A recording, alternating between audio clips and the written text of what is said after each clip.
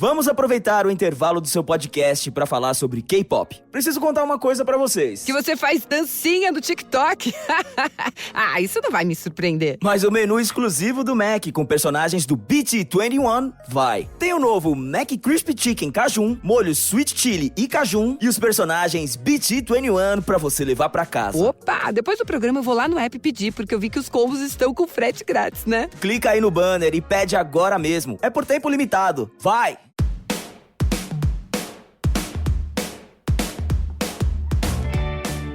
Hello and welcome to The Shift, the podcast that aims to tell the no-holds-barred truth about being a woman post-40. Created and hosted by me, journalist and author, Sam Baker. This week's podcast comes to you from an ironing board in a Liverpool hotel. Seriously, it's the first time I've used an ironing board in decades. Anyway, the impromptu ironing board studio didn't faze my guest, the beloved novelist Marian Keyes.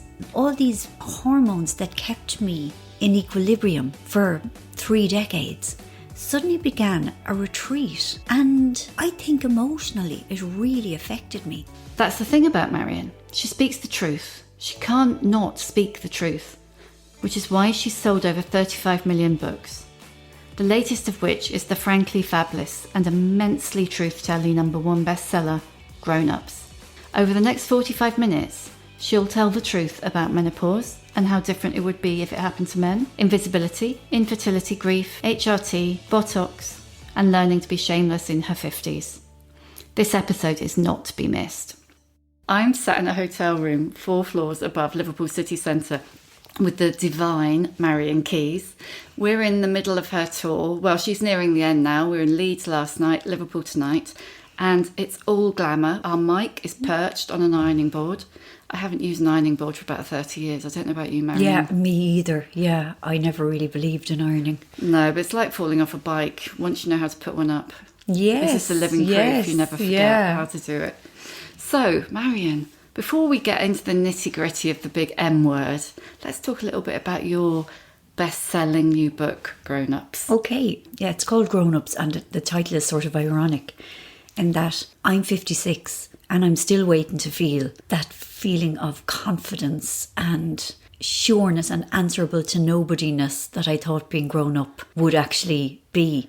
And instead I feel as uncertain and worried and ill-equipped for the world as I always did. So I've written a book about people who look like grown-ups on the outside but have those same feelings they had when they were younger. Do you think anybody feels grown up? I've wondered about that. I mean, I do think there are kind of outliers, if that's how you pronounce it. Is it outliers or outliers? There are exceptions. I think people with kind of abnormally strong self-belief, just people who are kind of unnaturally confident, they probably think... They probably think they're grown Yeah, up. and I think if people have been kind of given privilege and have always been told that they're wonderful and, you know, life works smoothly for them as a result of their privilege, they probably feel like they are making it happen themselves. A proper grown-up needs to be very humble. I think humility and acceptance are true grown-up qualities, and I think very few people have them. People who have them don't acknowledge that this is actually what grown-up means. I remember when I was a kid in the 70s, that's how old I am, thinking, oh, when the millennium comes, I'm going to be 34. I might as well be dead. That's so yes, old. Yeah. It's hilarious. Yeah, I look back and it was nothing. My 30s were so young. I know, it's depressing, isn't it? Yeah, but at the same time, I think age has changed and that 50s is still young. Yeah, totally. Yeah. And that's not just because we are 50s. Yeah. No, like the world has changed. The idea of like a woman, the minute she hit 40, she was like a goner. She became completely invisible. And she was meant to act like she was like on the brink of death. There was meant to be nothing spontaneous or enjoyable or opinionated in her life. She was just meant to kind of be a thing and not a person any longer. So you mentioned invisibility, so let's talk about that. Since you've been in your 50s, have you started to feel that much vaunted invisibility kicking in? You see, I always felt invisible. I am not a noticeable person. I just don't have that light that young women have. I think people only ever really notice me after they've been speaking to me for a while. I've always had this kind of invisibility cloak, like I've always been ignored in shops or overlooked by men. Is that really true? Or No, it's really true. Like, it's really true. I know it sounds revisionist, maybe. No, it's like it was the case. Yeah, I didn't have the confidence. I wasn't confident kind of in my body. And I never dressed in a way that was kind of provocative or glamorous. So there hasn't been that awful loss that I know a lot of women feel once they get to a certain age, and maybe they feel that they were very beautiful when they were younger and suddenly that part of them isn't there anymore. I've never had that. Do you remember the Amy Schumer sketch, The Last Fuckable Day? I think everybody I know found that hysterically funny.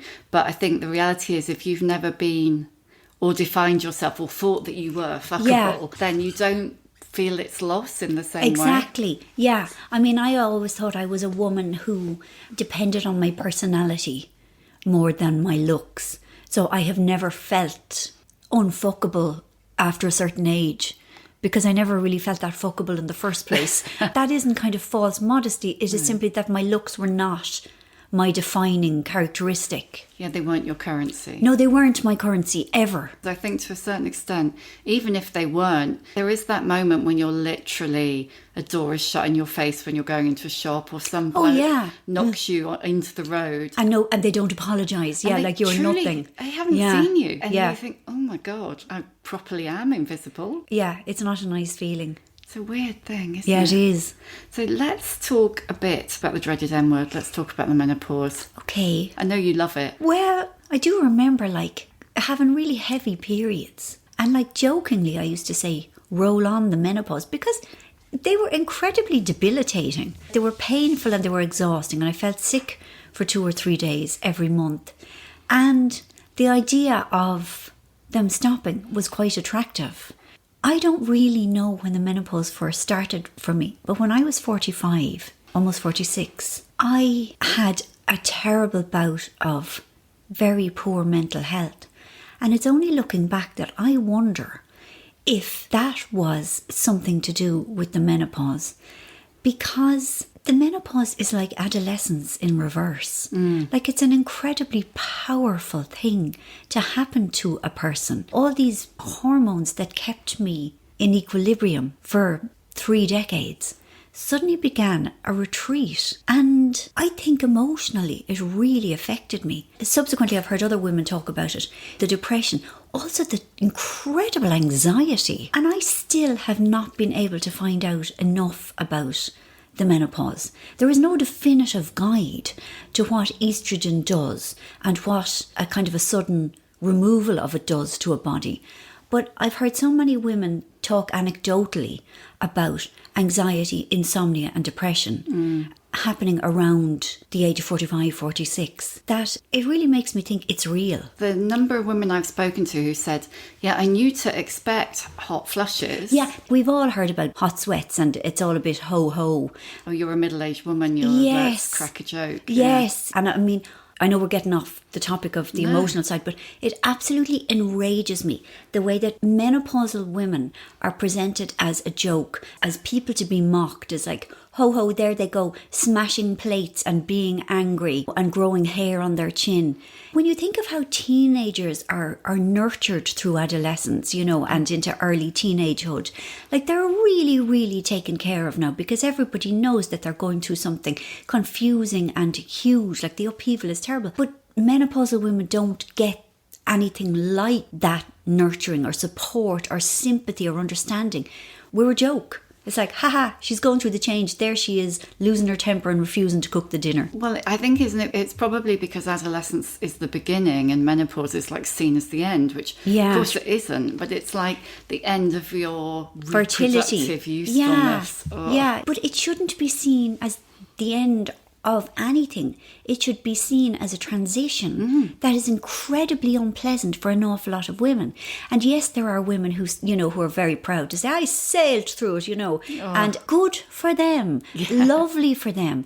But just because they sell truth, they don't have the right to kind of diminish the experience of women who really suffer going through it.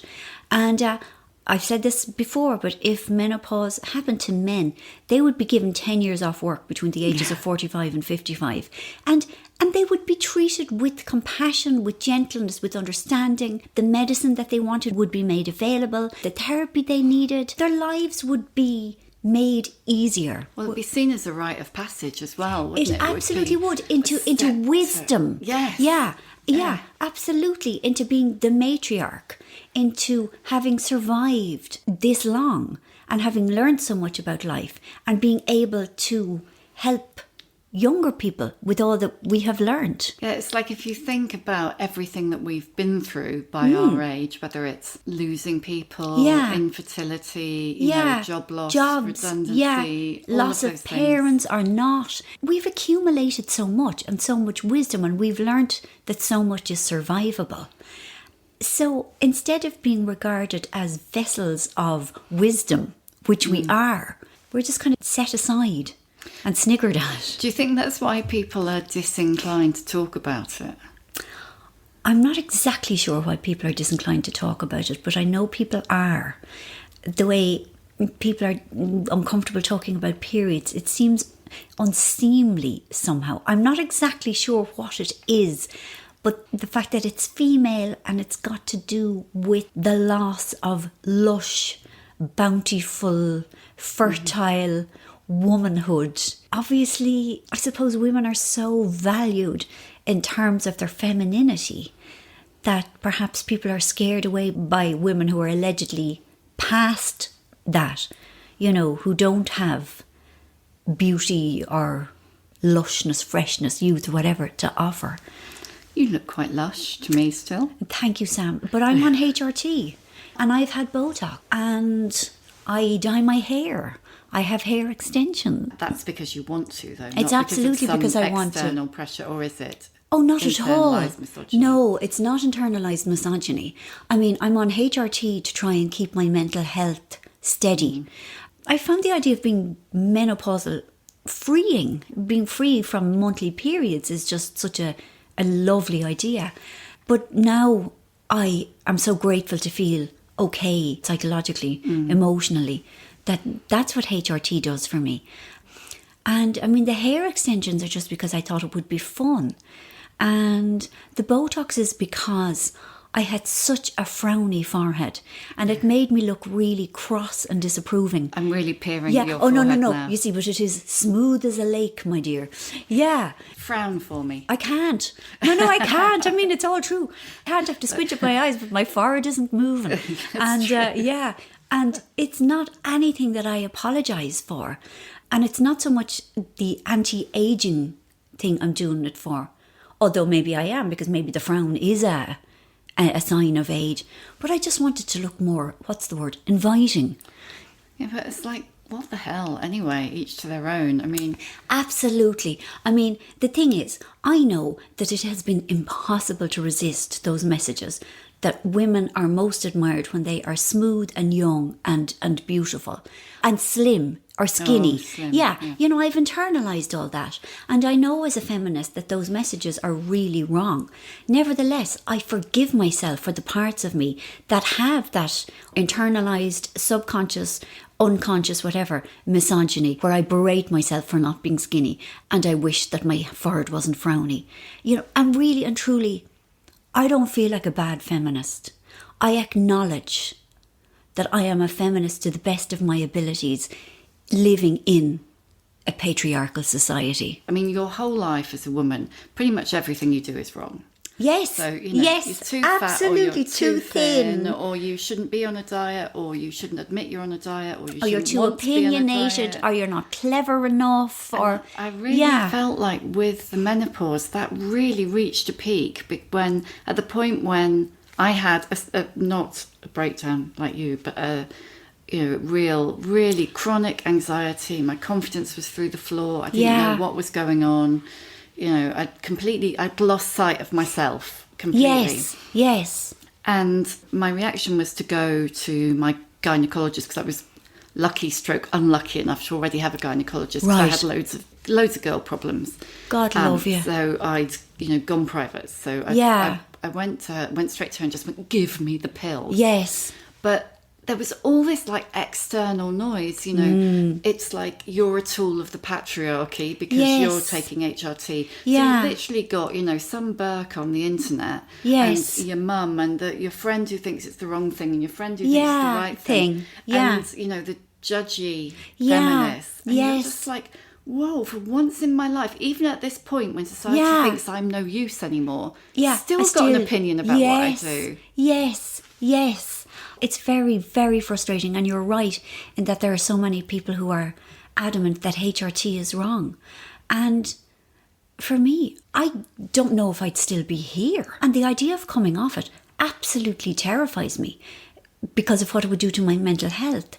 And then there are the people who tell me, oh yes, I am bound to get breast cancer. But that apparently is not true.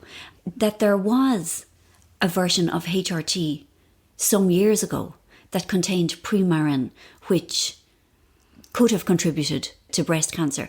But what I'm on does not contain it. Everybody you speak to, that's one of the things about menopause, isn't it? Everybody you speak to has a different opinion. Yes. Because, there's the other school of thought, which is like, if you don't take HRT, then you're more likely to get osteoporosis and UTIs. And all of that stuff. And we should be entitled individually to make our own mind up. And as you say, everyone has an opinion, but nevertheless, there is an awful dearth of information. Yeah. I find it incredibly frustrating.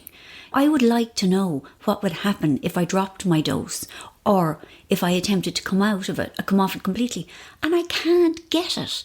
There is such murkiness. I suppose nobody has thought it important enough to definitively give information. Yeah, I think I've actually met a lot of people who swear by Louise Newsom. I think she's based in Stratford. But like I said, it's like so many, everybody you speak to has a slightly different view. How did you go through your GP? I did initially. Yeah, I did. And she took blood. And apparently it's very hard to tell if you're in menopause. But apparently it showed up that I was, which was great. And so I started on both of them, progesterone and estrogen. And it took a long time to get my dose right. And eventually it did. It's like a lot of things related to women's health. You probably, in order to get a really full and frank opinion, you're going to have to pay for it. It's almost like, I was interviewing someone for the book, The Shift, and she was saying it's almost like we're being entitled, expecting quality of life. I know, my God, exactly, yes. And it's, am I going to spend £300 on a private consultation? And HRT, which get it privately, it costs you 80 quid instead of 8 for prescription in the UK. And then, or, a pair of shoes or whatever. So those two things are not comparable. No, they're not. And again, to come back to what I said about the men, if they got the equivalent of the menopause, they would be supported. They would get whatever they needed medically. Oh, I sure would. If you don't mind, let's talk about body image a bit. Yeah. You write, every time you write a book, really, it comes up. But how have you found the menopause impacted on that? Badly. It's a stinker, isn't it? Yeah. My body shape has changed. It's all gone to my stomach. I put on weight far more easily than I used to, and I always did anyway. Yeah, it's just so much harder. And, I started working with a personal trainer, and I put on weight and I got bigger, because I was hungry. Oh, because you were but also were you putting on muscle? So that would I don't think I was. I think I was just hungrier. And it's just so kind of annoying when you do the alleged right thing. And I wasn't doing it for the laugh. Like, I was doing it to lose weight. And so that was really frustrating. But yeah, it is. It's always been a struggle for me, always. But the struggle is far harder now. And there are times when I think, just give it up. Just surrender. Just let it be. Be how you are, in the body you're in, which has served you much better than you have ever given it credit for. You know, I wish I could be kinder to my body. But again, you know, I have internalized those messages, like, and it's very hard to rationalize past them.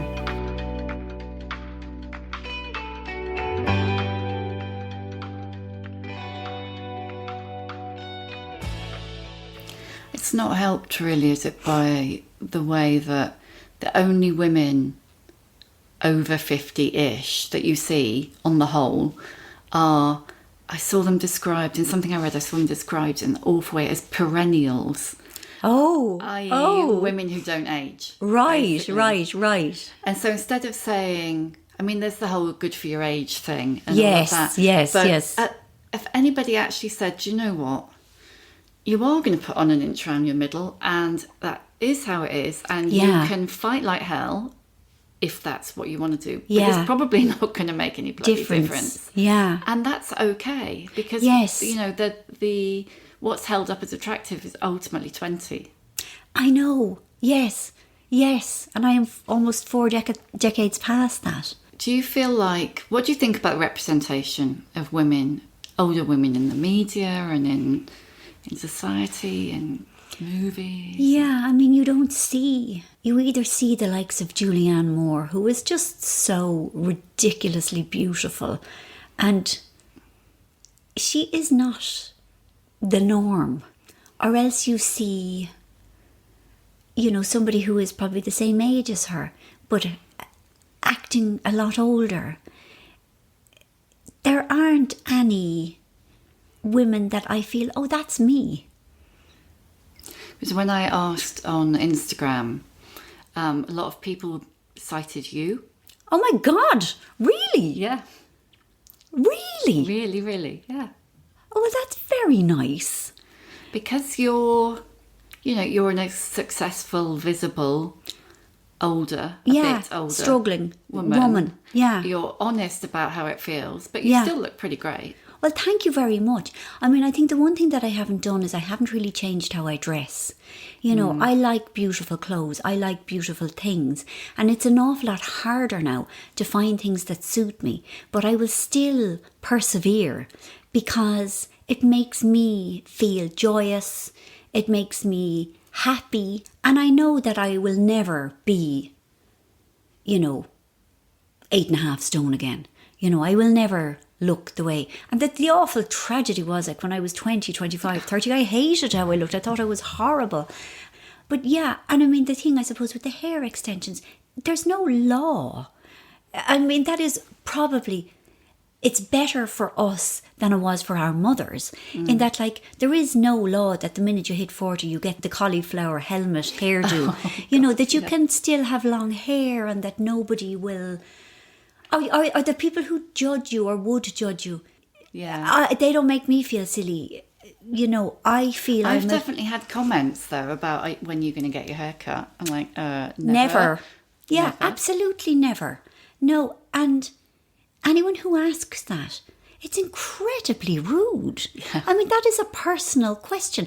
And that's, again, that women's images, women's bodies, women's looks are regarded as public property. Like, that everyone feels entitled to have an opinion, to say whatever they want, to insult you, to give you well-meaning advice, But actually, nobody has any right to have any opinion on any woman's appearance. And I do think there has been a shift towards that. You can see it in social media, that, like, maybe 10 years ago, it was considered and acceptable to criticise a woman for allegedly, being overweight. I think there's been a real move away from that now. And it is regarded as very bad form. And it really does shock me now when people tell me how I should look, and I'm quite stroppy about it, which is maybe another lovely thing about the menopause. Yes. That kind of willingness to stand up for myself. For so long it was so easy to shame me into silence, and now it isn't. Now I am 56 and I have learnt that my opinion is valid. and that other people are sometimes rude and clueless, and that when they are, I am very much within my rights to slap them down. I think that is one of the things that I love the most, actually, Yes. about menopause. Yes. It's like thinking about, because the podcast is called The Shift and the book is called Yes. The Shift. Yeah. And it's really about, there are all these shitty things, like you get Yeah. a bigger waist and you have hot flushes and all of that. Yeah, and but out the other anxiety. side is a Yeah. real kind of newfound confidence and A sense of who I am and what I'm entitled to and what I don't have to take. And and a certain fearlessness. Yes, Yeah, exactly. and a kind of a comfort with saying uncomfortable things. I mean, I don't mean to go around and deliberately upset people, but to sometimes state the truth in a way that will unsettle people. Or just kind of knock them back on their feet a little bit because they're just not expecting a woman who looks meek to come out with something fairly mouthy. It's like one of those things, it's like I've heard estrogen called the biddability hormone. Yes. And it is a little bit like you do reach a point where you think, it's not my job to make you feel Okay. comfortable or good. Or Yes. That's your job. It's not my job anymore. Yes, yeah. And I mean, I'm not going to go around and start rows for the laugh. But if something needs to be said, it will be said. And I don't have to take responsibility for how it's received. Do you feel like there's stuff that we can learn from millennial women? Oh my God, so much. I adore them.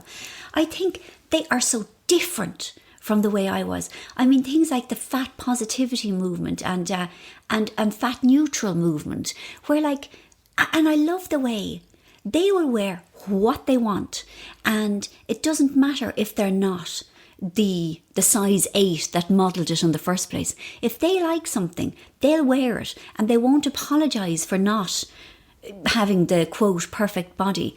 I think they're so good on the language used to describe women. They have taken ownership of the language used to describe women's appearance. And they won't stand for being mocked or being insulted. You know, I mean, when I was 25, if I walked past a group of lads and they did the ho-ho and there she goes, fatty or whatever, I would have scurried away in tears of shame. But they don't stand for that. You know, they're wonderful. I get so much courage from them, and I am so heartened by their confidence. Did you talk to old women about it? I did, but old woman tried HRT and it really didn't agree with her.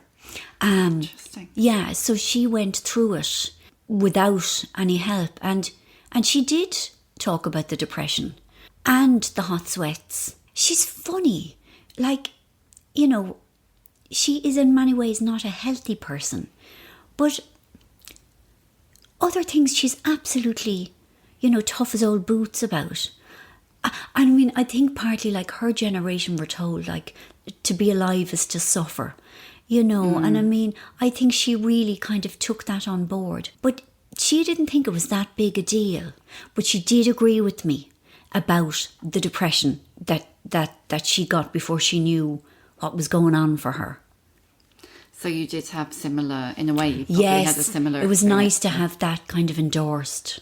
That's interesting. Because you're the eldest, aren't you? So you I am. You're first of your sisters. Yeah, and all of that. yeah. Would you mind me asking you, because neither of us have had children. Yeah. And for me, it was very much what will be, will be. Yes. So we didn't have IVF.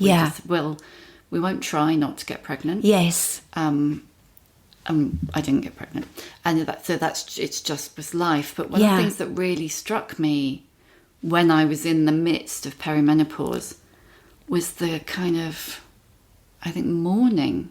Yeah. And I was not expecting it because I was very peaceful. Yeah. With the fact that I hadn't been able to have children. Yeah. And I really wasn't expecting that sense sorrow. of this is really it. Yeah. It's not going to happen now. Yeah. Yeah, I've had it a few times. But I had sort of gone through the grief earlier. Well, I suppose around the age of 40, which isn't young, really, for a first child. But I'd had about, I don't know, maybe 3 or 4 years to kind of get used to it. And obviously the older I got, the more I realised it was less and less likely. And not really around perimenopausal time, but the odd time, I have thought, oh my God, it's really not going to happen. And there has been more sorrow about that. That like the door was always open, there was always a chance. And then kind of being whacked by maybe my 48th birthday, thinking that's it. It's really, and yeah, definitely it did hit me anew. Yeah, I remember the gynecologist saying to me, before actually it started to kick in, when I was there, we were discussing whether or not I was going to have a hysterectomy. Yeah. And God, she was in there with the ultrasound, You're kind of lying there, legs akimbo. The ultrasound stuck up you. And she's looking at the screen and she's like, oh no, I don't think you need to have that because you're almost all out of eggs. Oh, she was looking in a fridge or something. Yes, yeah, the casual description of your fertility. She wasn't being cruel. It was just a kind of a dispassionate for her. And I kind of went, oh, okay. And then wandered off to work. And afterwards I thought, oh. Yeah, then it hit you. Yeah. It's a really strange thing. And I think it must be, I don't know whether it's worse. It must be worse for people who've really tried. Yeah, I know. It must be. But I had sort of already made my peace with it. I had this almost superstitious fear of asking for too much from life. So it was just occasional that the sorrow would get me. Or my sister-in-law had a baby 3 weeks ago, and just that kind of, I don't know, the beauty, the miracle of it all was just, I did definitely feel those pangs of, it never happened and it will never happen. But then it doesn't stay, that sorrow doesn't stay, which I'm so grateful for.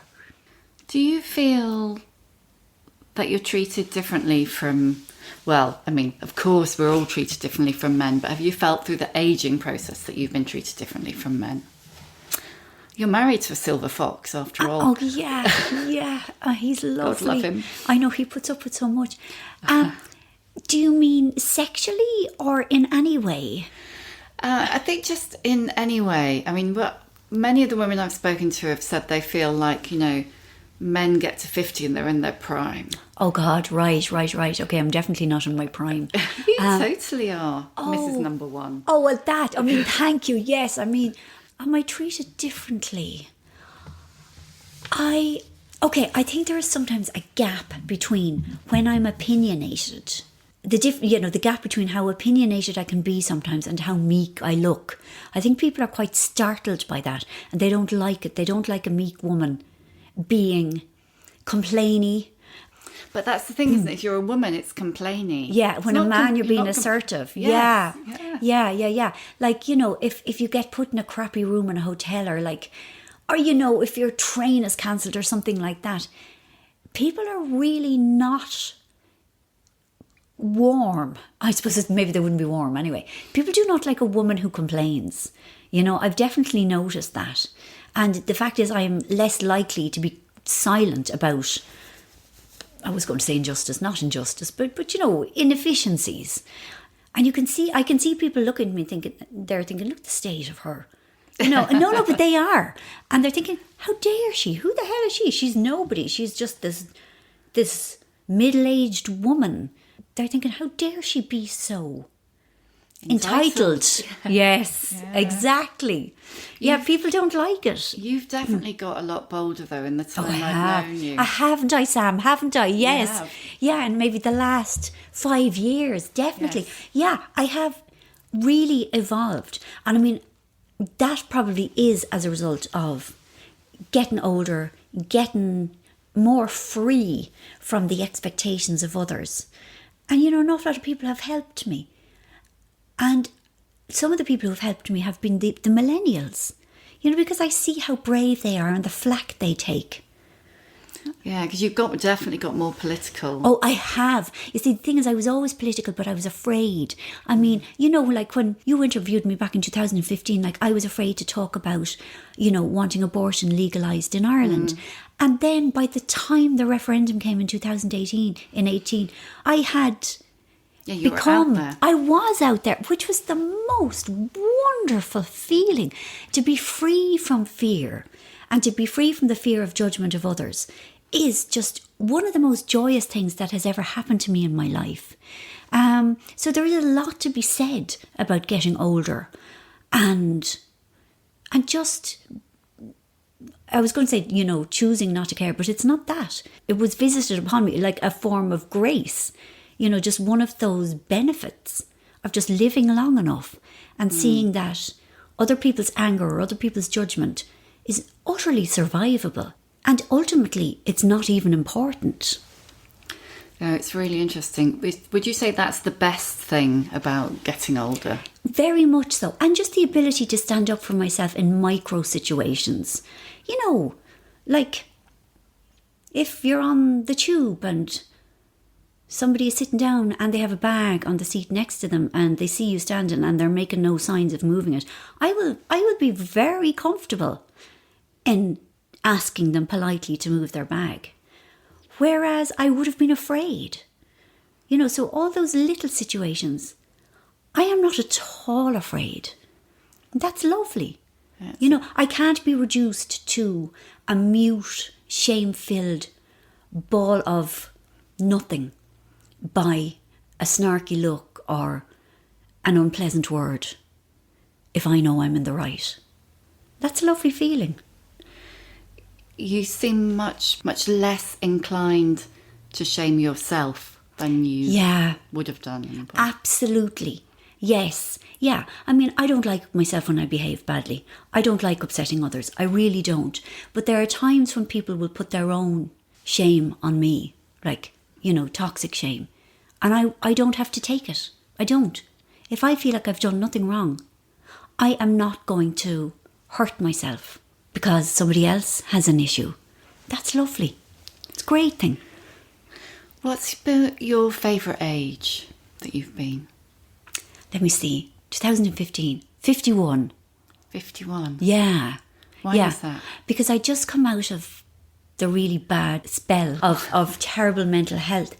And I felt like I'd come back to life in so many ways. And I had spent a lot of time being afraid of meeting people or being kind of away from home. And suddenly I felt full of joy and full of love. And I met so many women, you know, including you. I made friends with fabulous feminist women around that time, you know, and I was welcomed. And it was like this incredible rejuvenation. Yeah, I made new friends. And I felt like I had redefined myself as a person, as a friend, as a wife, as a writer, as an activist, as a person, you know, as a feminist.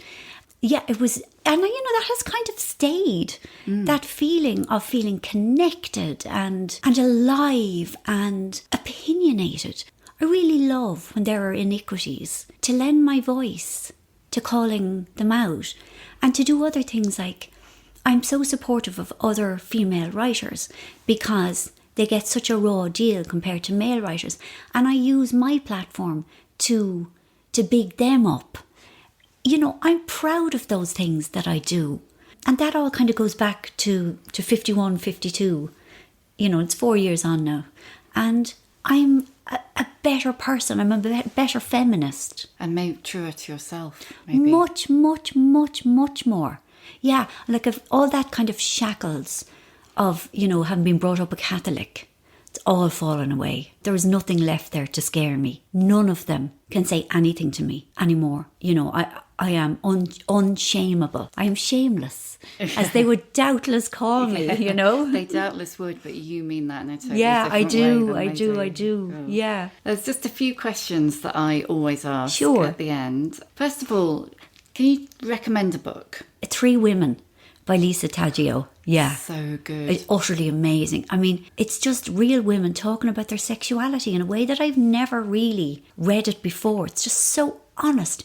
And it gives sexual longing back to women. Like, you are given permission. All women have been, anyone who reads it is given permission to feel their sexual urges and to never feel that it's unfemale or, unladylike. That dread, I'm using that kind of ironically. Yeah, I think that has helped me again so much. What one thing would you like to tell younger women? You're beautiful as you are. I mean, you'll never be more beautiful than right now. And don't be comparing yourself to those unachievable, role models. Again, I use that ironically. Your skin is beautiful, your hair is beautiful, you are full of hope, you have no idea how fresh and joyous you are. Savour every second of being you. What would your superpower be? My superpower? I suppose I'd like to take away for all women any self-talk about weight and size and fat. I'd love that. My God, we'd all be so happy. Oh, yeah, that terrible voice wasn't in your head. Yeah, look at imagine. the state of you. Yeah, like we'd have so much more energy. We'd be so happy. That voice in your head, whose voice is it for you? About the weight? Yeah. It's my dad's. Your dad. Yeah. He had such a thing about it. Really? In himself and everyone else. Oh, no. I know. And I don't know where it came from him. He struggled with food. Like, food was definitely his painkiller. And I don't know where his fat phobia came from. But it was always there. All through your childhood. Yeah, and teenage. I feel a bit disloyal saying it because he's not here. But I mean, I used to say it to him when he was alive. And he was a lovely dad. But parents aren't perfect and they shouldn't be expected to be. And he gave me an awful lot that was good as well. He gave me so much. And he was responsible for me getting sober, and he was so proud of my writing career, and he was so proud of me in other ways. That is his entire dadness, No parent is perfect, and we shouldn't expect them to be. Do you have any old bird role models? I mean, I suppose a lot of the women in Ireland who, like Alva Smith, who had campaigned for repeal since 1983. People like, I suppose, people who are passionate about women's rights really inspire me, and I'm so grateful to them. And I don't want to let them down. So I suppose Alva would be the one that I think of at the moment. Last one. How many fucks do you give? I probably give 2 or 3, but I used to give at least 100. So I am not devoid of fucks, but I give far fewer than I used to, and I'm hoping. I don't think I'll ever be completely free of fucks to give, but it's so much better than it used to be. That's brilliant. Thank you, Marian. Thank you, Sam. Thank you. Thank you. Thank you for listening. I'd love to hear your feedback. You can reach me on Twitter at Sam Baker and Instagram at The Other Sam Baker, using the hashtag #TheShift. You can hear a new episode of The Shift each week on Acast, Apple Podcasts, Spotify, or wherever you get your podcasts. If you like what you hear, please do rate and subscribe, because it really does help other people find us.